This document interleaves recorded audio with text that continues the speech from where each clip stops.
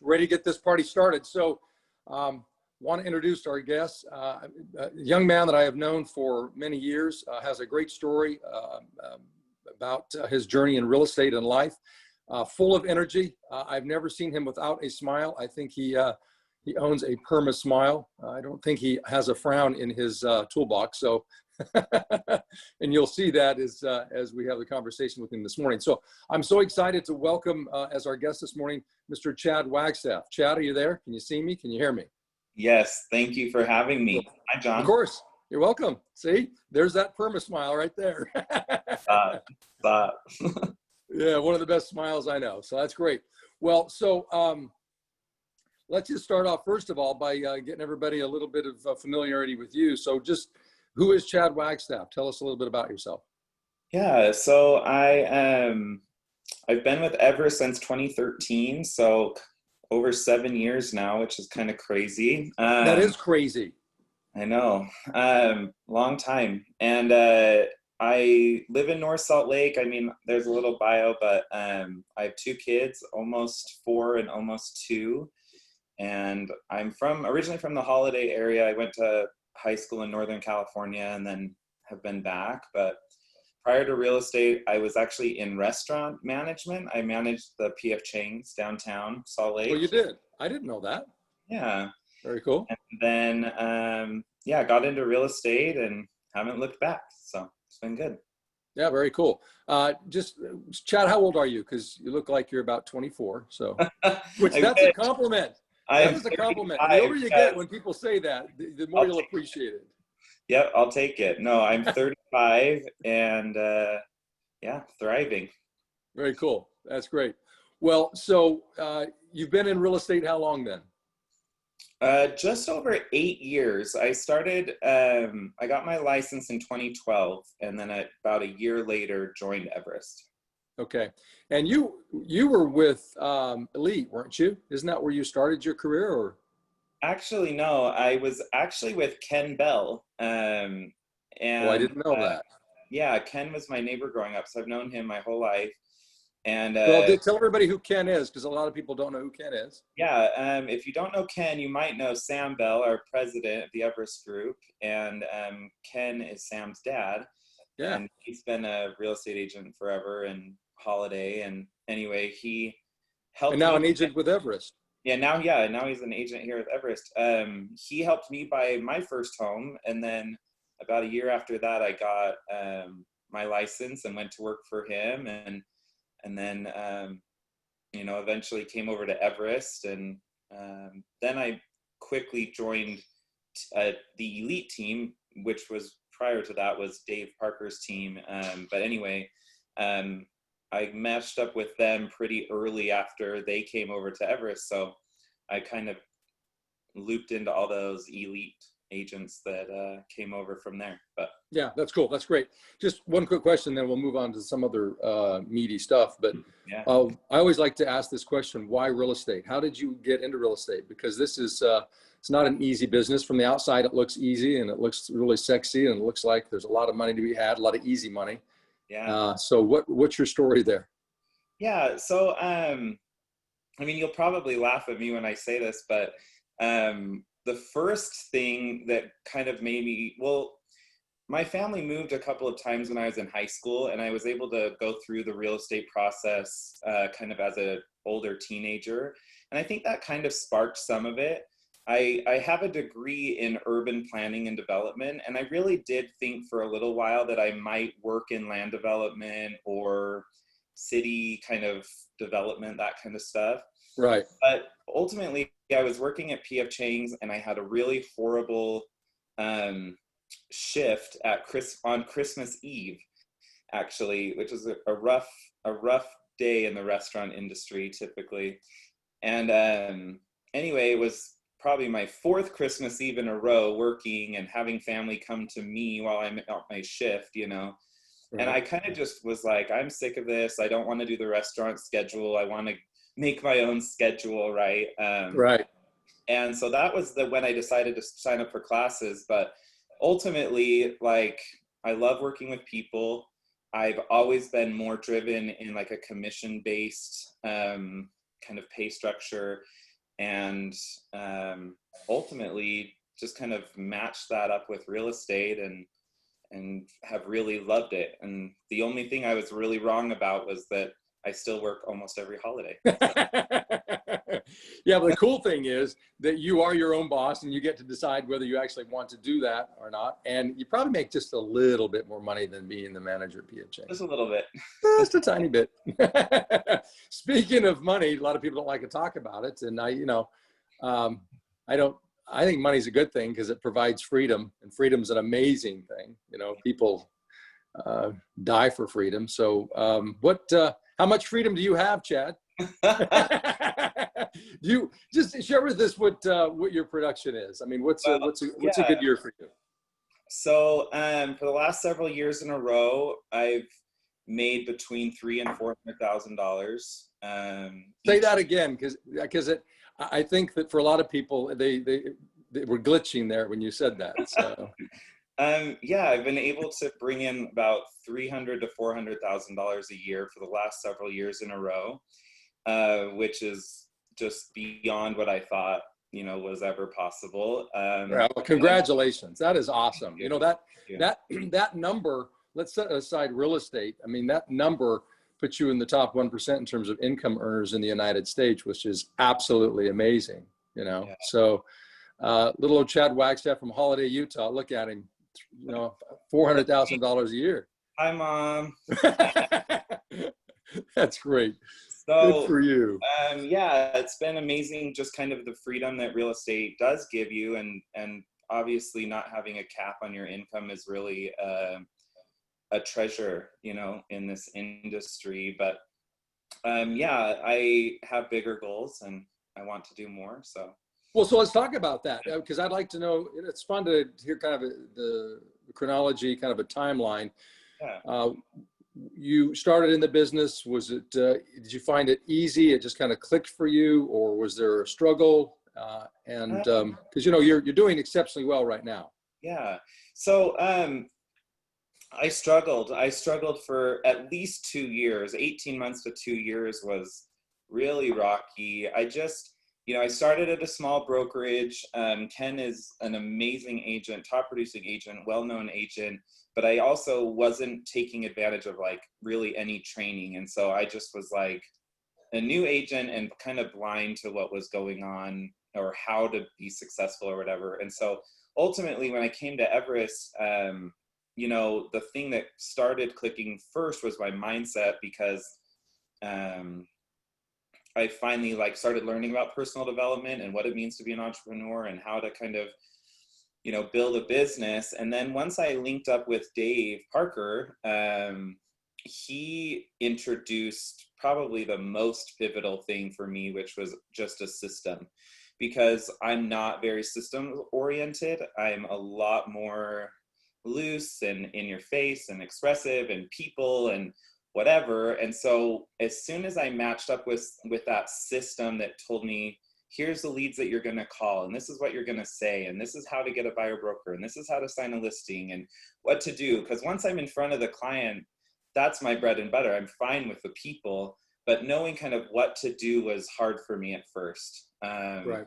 And so as soon as I got that, I was instantly, on track for 6-figure income. And then that's just kind of grown, which has been amazing. So let's crack that egg open, because people, want to know if you struggled for 18 to 24 months and then started to figure it out, and you have figured it out in a very big way.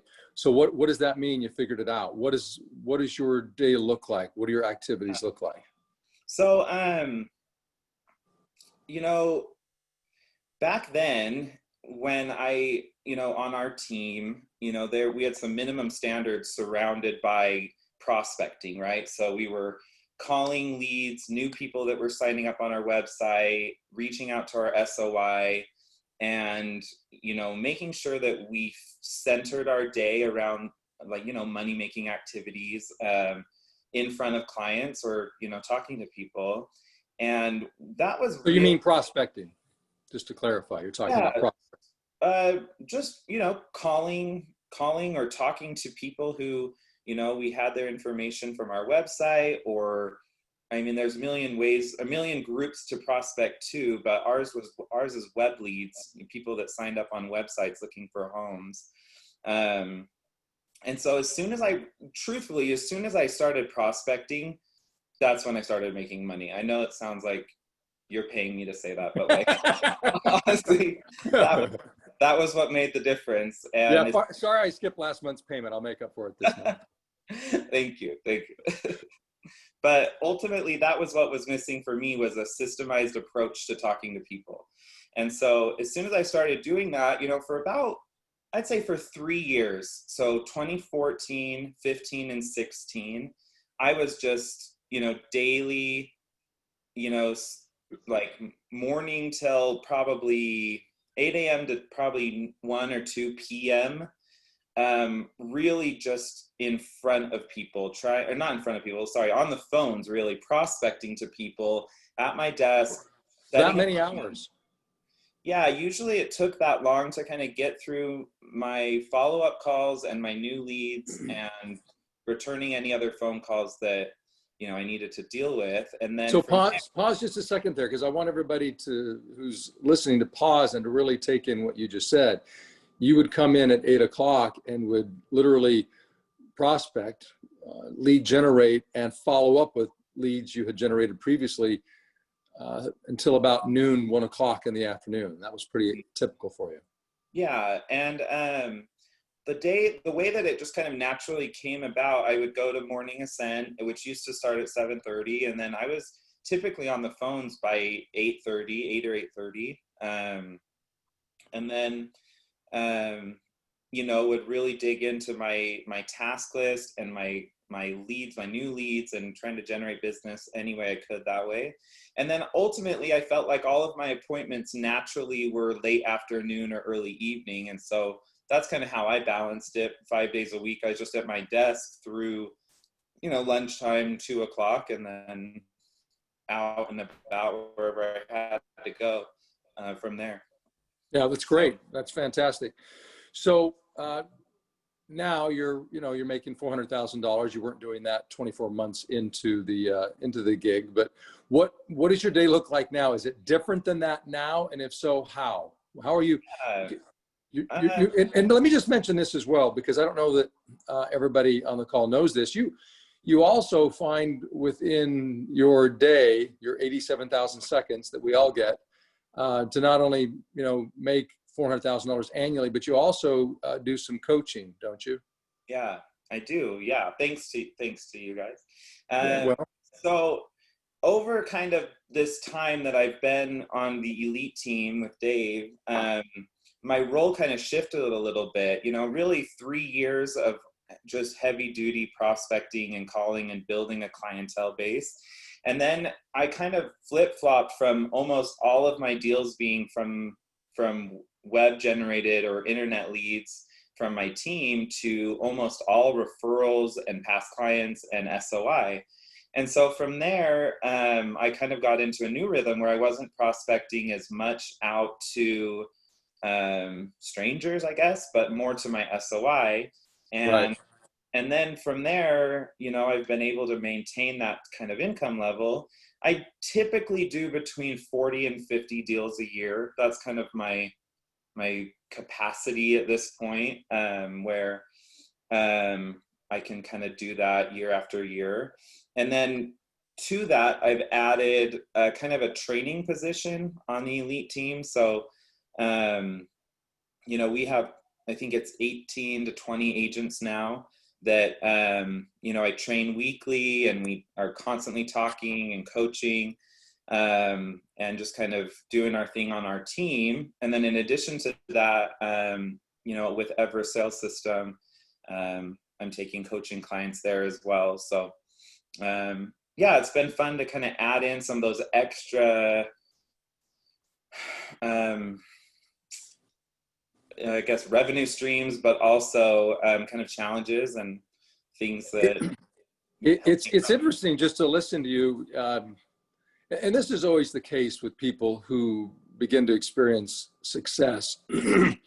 They find time to do more things. And it's so interesting that, as I work with people agents, non-agents, who say that they're so busy and they can't do the fundamental things. You know, they can't do the prospecting. They can't do the lead follow-up consistently. They can't work on their skill set because they're busy working on their business. And to look at the amount of business that they have and then to compare that to the sort of business that you have, it always fascinates me that the mindset of people who don't have much in terms of business seem to not have much time. It's the people who are highly productive who seem to have the time to spend doing many things. I mean, here you are working 40 to 50 transactions a year with the intention of doing more. And I want to talk a little bit about that, but then also adding to your daily schedule coaching clients, but then also doing some training within the team that you're on. So how is that possible? What's happening there? Because are you manufacturing time? Where are you getting this additional time? Because people want to know. They want to know how they can get those additional seconds. Not manufacturing any time. I wish that I was. I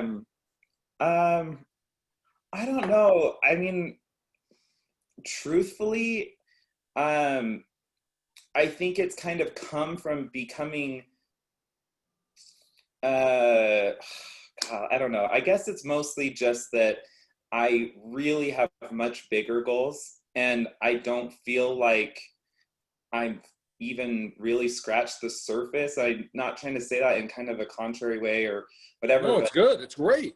I just, I guess I kind of like spinning multiple plates. I feel really comfortable with a high level of transactions. And so that kind of became less interesting to me. And now I'm finding a lot more growth and interest in watching other people succeed and training, and which is how my position with Dave was created. And now Everest Sales System is kind of layered into that with people not on our team. And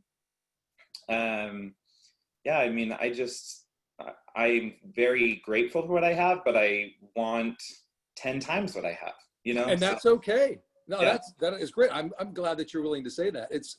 I wrote down here that success, you know, making a lot of money leads to people being able to contribute. Yeah. You know, and you wanting to coach is about contribution. You know, I say this oftentimes, that I've never met a homeless person who's approached me on the street. I lived downtown LA for a couple of years, and I saw hundreds of homeless people over the course of those 2 years and had many, many conversations with them. And what is interesting, and I don't say this in a critical way, Chad, but I never had one walk up to me and say, man, it looks like you're having a tough day. Is there anything that I could do for you? And it's not being critical of them. It's just that they're not of the mindset, the ability to do that, because they're worried about their own survival. And what is interesting is that when we get beyond survival and get to a point of thriving financially, especially, that it then allows us to look outside ourselves towards, you know, contributing to other people. In fact, what I believe is that the mere fact that you're making a lot of money demonstrates to me that you look outside yourself consistently and you look to serve other people at a very high level. And I think that's evidenced by the fact that you make $400,000 a year, because you don't make that sort of money and not contribute to a high level to other people. Yeah. So what do you, go ahead. No, I was just saying, yeah, I mean, I really try to, and one thing that I think really kind of helped me break into that was just when Tony Robbins talks about the 6, you know, human needs, and that the Right. higher needs are growth and contribution. Ultimately, like, I stay in that mindset consistently because that is where I find fulfillment, right? So Yeah. yeah. How do you do that? Speaking of mindset, I mean, I got so many questions here, but since you mentioned that, because you have to have a positive mindset to grow to the level that you have and to maintain that. So how are you doing that? Share with everybody what it is that you do practically that they can take. Yeah. So one thing that I'm pretty strict about is, and mostly it's due to just pure exhaustion, honestly, but I keep a pretty regular schedule. I put in that bio somewhat as a joke, but honestly, that I like to go to bed early, and I would honestly go to sleep at like 8:30 to 9 p.m. every night if I could. I don't. You and me both. They call Yeah. me 7:30 Science for a reason. Yeah, I'm just so tired at night. So anyway, Well, but what time do you get up though? I usually get up between 5:15 and 5:30. Yeah, So so not that's super why. early, not Mark Wahlberg early, but you know, early. Yeah. Um, but anyway, I keep a pretty regular routine and schedule, and that allows me to not feel like, I guess, to not really have the excuse that I'm too tired or that I'm off my game or those types of things. And then from there, I'm almost always listening to some sort of positive content or principle based book on tape, Audible, YouTube videos, whatever. I also just am kind of like by nature, kind of just maybe kind of satisfied, like with myself, or confident or cocky or whatever you want to call it. But I just don't spend a lot of time in negative self-talk, negative thoughts. I just kind of power through that. Well, that's kind of like the chicken and the egg conversation. I think the fact is that the reason you're that way is because you focus on maintaining that. You know, you're always making certain you're putting the polish on your attitude and staying within that positive rut. Mm-hmm. It's those activities of consistently, you know, getting up and infusing good information and engaging in positive things. For example, I know you go to Unleash the Power Within events like that. Those who don't know what that is, that's a Tony Robbins event that he does, you know, 2-3 times a year, and other things that focus on personal development. So I know that you have a commitment to that. It's Yeah. not just talk; it's something that you actually do. So, And okay, I so do want to add one thing that I yeah, forgot. And it is really important to me to surround myself with positive people also. Um, there's no room for kind of negativity around me. I can't really deal with it. I don't watch the news. I try really hard to stay somewhat knowledgeable about the stuff right now, but I really don't spend a lot of time in dark Netflix shows. I don't watch a lot of things that bring kind of those dark clouds. I just don't right. have time for it. I love that. A very conscious, deliberate effort to protect what goes into your mind, which is great. And I say this facetiously, but can you actually find things to watch that aren't negative? Yeah, a few Yeah, you things. can. I usually just fall asleep, but yes, you can. True to form. I love it. That's great. Success built upon sleep. So as a coach, what do you find that, and I don't mean just right now, although we could talk about what's happening right now with, you know, the effects of COVID and lockdowns and everything else that's going on that, you know, has, you know, affected the economy and the market. What's the biggest challenge that you see with the agents that you're coaching? Yeah. You know, I think that the kind of a fundamental hurdle that everybody has to jump over early on is just kind of that initial getting comfortable, right, with being uncomfortable, that like it's not easy. Like it's not Yeah. the path of least resistance to demand more out of your day or to reach these higher goals. Like it's still uncomfortable for me to reach farther than I might just kind of naturally do. So I think the first thing is probably kind of the mindset that surrounds if this is going to be easy or not, and what defines growth to them. And so I don't know. I feel like I'm just kind of talking in circles, but No, that's a great answer. I'm taking notes on it. yeah, I feel like it comes at the very start with kind of that hunger that's like, no matter what, I'm going to get X goal, right? And for me, a big one initially was set for me by Dave, my boss, who basically said, I expect you to do 36 transactions a year, and I'm providing you enough leads and enough business to do that. And I thought that I was going to get fired if I didn't. So I worked out of desperation. And that first year I closed 39 deals. And isn't that interesting? We perform to expectations oftentimes, especially when there's accountability and we feel like that there's really going to be a you know, some sort of repercussions if we don't do that thing. Right. So interesting. And I had actually been fired from the team that I was on right before I joined Dave's team. I came into work one day and they were like, hey, this isn't working out. You're not making any money. We're not making money. Like, you don't have a position on our team anymore. And that really blindsided me. I've always been promoted. I've always been somebody that wants to do the best and be the best. And that really, you know, made me scared. And ultimately now when we're recruiting or, you know, I'm coaching, I look for people who have been kicked in the teeth a little bit, or who have been maybe given up on by somebody else, or, you know, are fighting through a challenge, because it takes that type of hunger to achieve at a high level. Like it does, doesn't it? You have to have it. So, well, let's talk a bit about that, because the notes that I wrote, as you said, you were talking in circles, because you weren't. I mean, it was a great statement. I wrote down that, you know, when you said you have to be comfortable with being uncomfortable, I just wrote down that success is uncomfortable, because anything that we want that's different than what we already have, is we're going to have to behave differently. We're going to have to be outside of our comfort zone.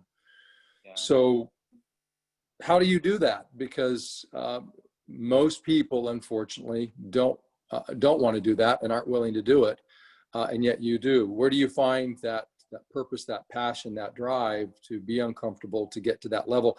And when you get there, because for a lot of people, you know, they say, well, man, if I could get to even $250,000, let alone $400,000, that I would be satisfied. That'd be enough. I wouldn't need any more, wouldn't want any more. And here you are saying, no, I want more. Yeah. I think it comes from kind of scratching the surface, right? It's like I've got a little tiny glimpse into what really is possible, and what the big players do, and how much positive impact people can have by, you know, having some money behind them, and, you know, just kind of all the possibilities that this life has to offer. So I think that's a piece of it. Like I'm kind of maybe a little bit addicted to it. Like now I'm like, okay, like if I can, you know, shift this to $1 million a year, that gives me the ability to bless and help and spread this kind of achievement, or this kind of coaching, or this kind of.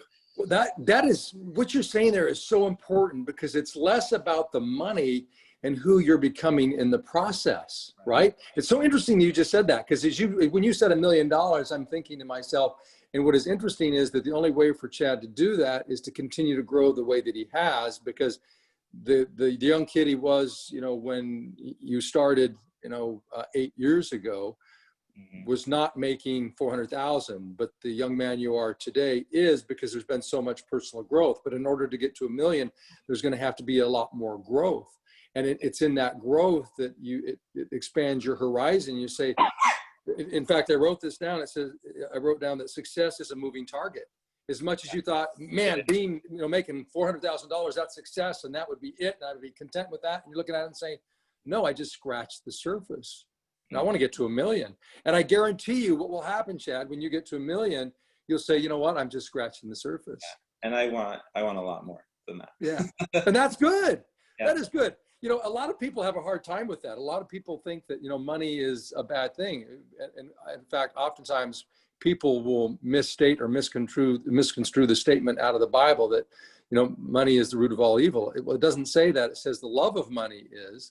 And you know, the way I look at money is this: money is a commodity, and ultimately it's freedom. It's the freedom to do what you want, when you want, with the people you want, as often as you want to do that. And I can't think of a better thing than that. And it allows you to look outside yourself and look towards others and contribute. The fact that you say, no, I want to coach people, I want to help people so that in their journey that they can learn from my mistakes, learn from my successes, and go out and duplicate what I've done and even do more than what I've done, which is fantastic. Yeah, and 100% agree with that. And I feel like if I can do it, like literally anybody can do it. Like I know that, like, and that's what drives me to want to bring people in, or that's what drives me to want to like help people. Like, I don't know, it just, even with real estate, like it, you know, that's what I've loved about selling houses. It's that, you know, you see people who want something or have a dream, or, you know, where are they going to live, or what are they going to do? And this is a big purchase. It's a big achievement. I mean, the excitement for people when you give them their keys or sell their house for them, and they feel like that weight is lifted off of their shoulder. Like, I'm all about that. Like, I'm all about that moment and these goals being reached. And so, you know, I'm careful not to discount like my bread and butter, right? Selling houses and this and that. But Right. I've also reached a level where I can see that I can help more people achieve bigger goals if I'm not tied down in just selling houses day in and day out, day in and day out for 20 years. You know, and I think that's what's shifted this leadership side, because it's like I'm in a position now where, you know, I'm it's a little bit of a struggle. Honestly, it's probably my biggest challenge right now, is where I'm trying to decide what to leverage, what to keep, and what to give away, so that I can get bigger, you know, because like I Right. said early on, it's been 3 to 4 years in a row now of the same income, which is comfortable. It's easy. It's what I'm used to doing, but you know, it's not the growth that I want either. So Yeah. it's a balance. It's hard. But That's fantastic. So we're getting close to being out of time, but I just want to, I guess, ask you one final question. What's your best advice? What would you leave those watching with? Um, any final thought? yeah, I would say probably two things. One is you got to cut the comparison game out. It's really damaging to spend time thinking or watching or following what other people are doing, because you have to get centered on what you're doing and what is actually your life, your challenges versus your gifts. You know, it's really easy to point at somebody else or to be on the Zoom call and say, I could never do that, or that's crazy, or whatever. And that ultimately leads to the wrong type of mindset. So I'd say cut the comparisons out. And then two, just get crystal clear about what you actually want to accomplish and what you're actually going toward. Because I'm going towards really big things, which I think is why I'm trying to bring on more in the midst of feeling overwhelmed, you know? So. And I appreciate you saying that. There are times where you obviously feel overwhelmed, right? Oh yeah. Yeah. Daily almost.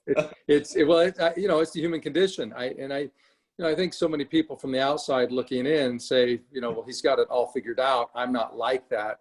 You know, if I were set up the way he is, you know, then I too. But they don't recognize that, you know, you're human too. You have your challenges, your struggles, and we don't even know anything about your personal life. And yet I know that anybody, if they're living and breathing, they have challenges in their personal lives, you know, with the people they love and their own circumstances. So we all have those challenges. What a great conversation. I literally have a page of notes here. Thank you. I wrote down, we find time we find time for what we really want, which I think is such an important thing to remember. What we really want, and for so many people, what they want is to avoid to pay the price, and so therefore they don't find the time to do the things that they don't want to do, and that's a great relationship, you know. And it's like I say, I just don't have time to do that. And I think it's really important that we really take an assessment as to what we really do want, as you have, obviously, and get connected with our purpose, our passion, and I think to a self-actualized level of contribution, which obviously that's where you are, which is fantastic. I wrote down that that success is in fact contribution, that ultimately that's the purest form of success, having the ability to not worry about our own survival, but to focus on the betterment of other people. There are two other things primarily here, and we'll wrap it up. Just the extent to which you're clear about what it is that you want, and the fact that you are allows you to be willing to pay the price, to continue on that trajectory of growth, of just getting better and better, and therefore making more and more money. And that comes down to a lot of times, especially for folks in their initial stages, is being willing to prospect, talk to the people that they don't know as well as the people that they do know, and get to a point where, fortunately for you, that so much of your business comes from the people that you have served in the past and the people that they know, and that's a great place to be. That now you own a business in real estate, and if you respect those relationships, you have the business maturity to do that. It pays huge dividends, as evidenced by your income, which is great. And then the last thing that I wrote down is, and I think that ultimately it's the most important thing, is protecting our mindset. And you having a routine where you get up consistently, you listen to things that are positive, you don't let in things that are negative, and you're very mindful of the people you associate with and the things that you participate in. So if anybody's looking to duplicate what you're doing, you've handed them really the answers. The question is, are they willing to accept those answers, right? Well, yes, and just ultimately do the things that other people don't want to do. I mean, that we read this article, The Common Denominator of Success, on our team a lot, and it's just, ultimately, are you willing to do the things that other people are not willing to do? Yep. And that's Yep. how you set yourself apart. Yep. And it's usually the thing that we say we don't have time for. Mm-hmm. And it's usually the thing that scares us the most. And Mm-hmm. those two are related. We don't have time for it because ultimately it's the scariest thing. We'll find time for the things that we really want, the easy things, but we don't find time for the things that are scary. And yet, in order to live the life that we want, that's something that we have to do. Be willing to find time for those scary things. So, Chad, thank you so much for your time. I've enjoyed it. It's gone by very, very quickly. Yeah, thanks for having me. Of course, yeah. Appreciate everything that you do. You are a very, very busy man, and I am just grateful that you took the time, set it aside, and had this conversation and contributed. So thank you so much. So gang, go back and listen to this. There was a lot of golden nuggets in there. Go back and figure out where there are gaps in your business and have those honest conversations with yourself about really what you want. Life is not about just being satisfied. It's about being content, but also being ambitious and working on your personal growth to go out and to contribute to a greater degree to other human beings, because ultimately that is why we are here. All right, so let's finish it up with some closing affirmations. Here we go.